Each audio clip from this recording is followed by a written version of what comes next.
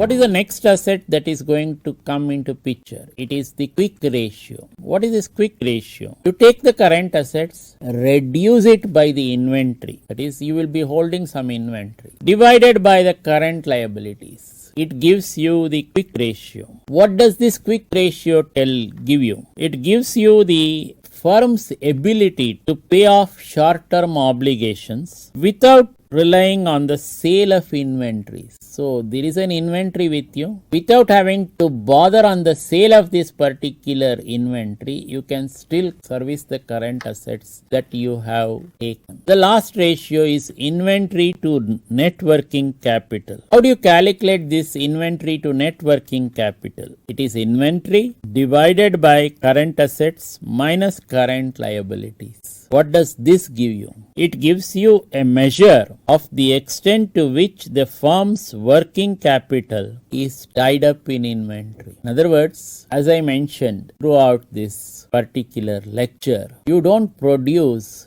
normally to stock. You produce to sell. That is, your inventory holding should be minimum as far as possible. So this is what most of these leading car companies like the Toyota or the Honda follow. They don't want to produce to stock. They would like to sell off. So keep minimum inventory. So many times when you book a Toyota car, he will tell you the waiting time is about 2 months or 3 months, depending on the model that you are choosing. Similarly, with respect to a Honda City car, if you book it, he is not going to deliver the Honda City car in 1 day or 2 days. Further, this gets more complicated depending on the color that you want for the car. So that particular color may not be available in stock. He will say, sir, it takes 6 to 8 weeks or 4 to 6 weeks or 3 to 5 weeks, depending on the type of inventory which this particular organization holds. So this is normally the way organizations try to reduce inventory, because if you reduce inventory, what is going to happen? You will have a better working capital management. So you need not keep on borrowing funds to service your working capital. It becomes a chain reaction. You pay interest on the working capital loan and you produce something that whatever you are producing is not selling in the market. So again, your inventory holding cost goes up. Your interest on the working capital also keeps growing. All this impinges on the health of the organization. So in other words, what are we trying to say in the whole process? The market forces make a high dent on a company's operatable profits or operating scenarios. So these market forces keep on changing. That is what is called the business landscape with respect to an organization keeps on changing. This is called the dynamics of business environment. And in a organization, there is always a team to look at these dynamics. Keep on observing what is happening to the market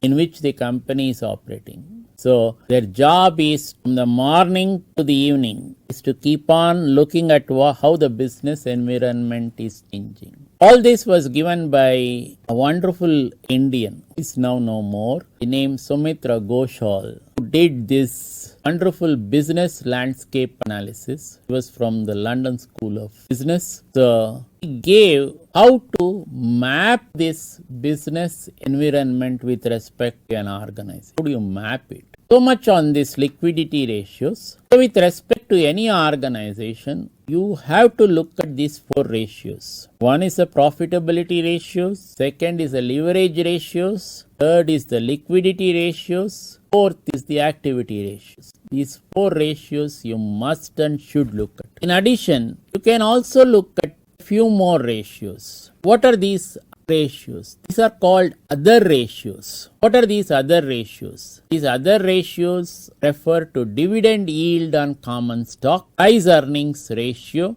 dividend payout ratio, and the cash flow per share. So there are 4 ratios which you normally look at. Other than these 4 types of ratios which I mentioned, these are with respect to dividend yield on common stock, In other words, what is this dividend yield trying to tell you? How much dividend you got on your common stock. That is, suppose you put 10 rupees in the share of the company. You got a dividend of 2 rupees. Let us say, what does it tell you? Your 10 rupees investment into this organization has produced 20% return.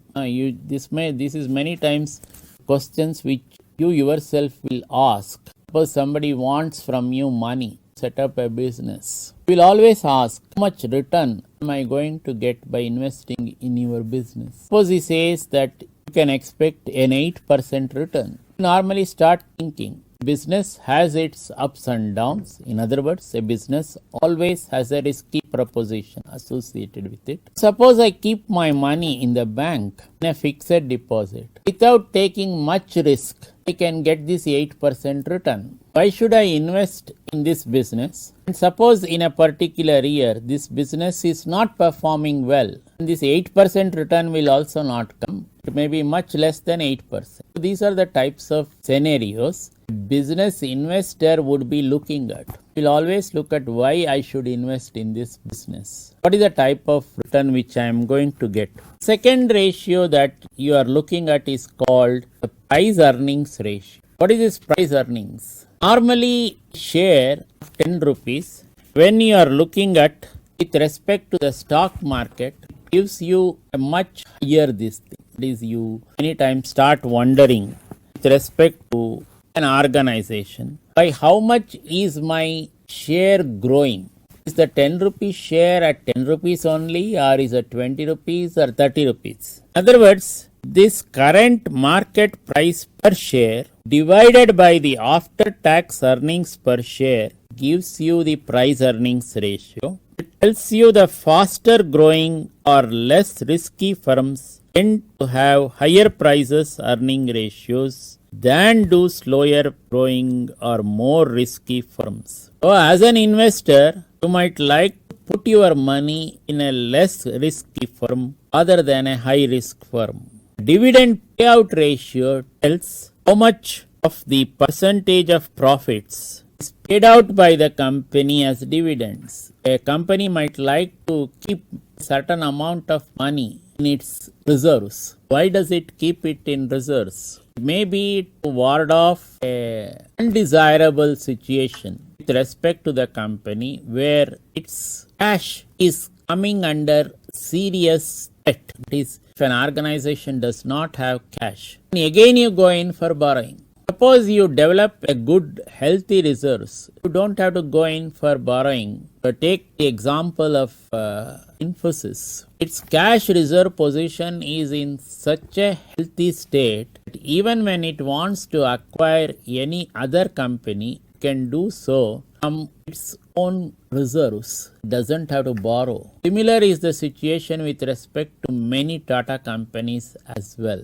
So this dividend payout ratio in a sense tells you how much of the profit after tax is paid out as dividend and how much is going back to these reserves. Then what is the fourth ratio that you are looking at? The fourth ratio is what is called the cash flow per share. What is this cash flow per share going to give you? It is a measure of the discretionary funds over and above expenses available to the firm.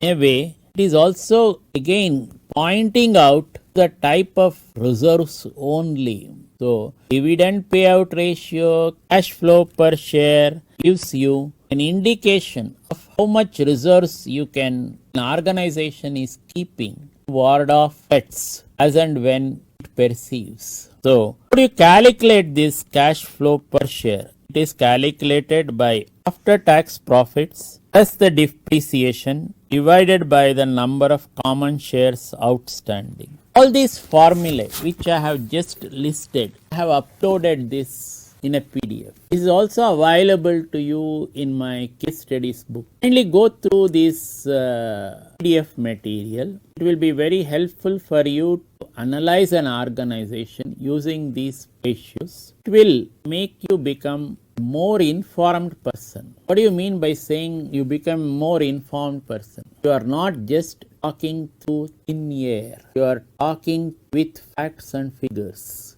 with respect to the organization. And when you are talking with facts and figures with respect to the organization, you are a much better informed person other than a person who is talking through his hat. Oh, this company is not good. Why do you say the company is not good?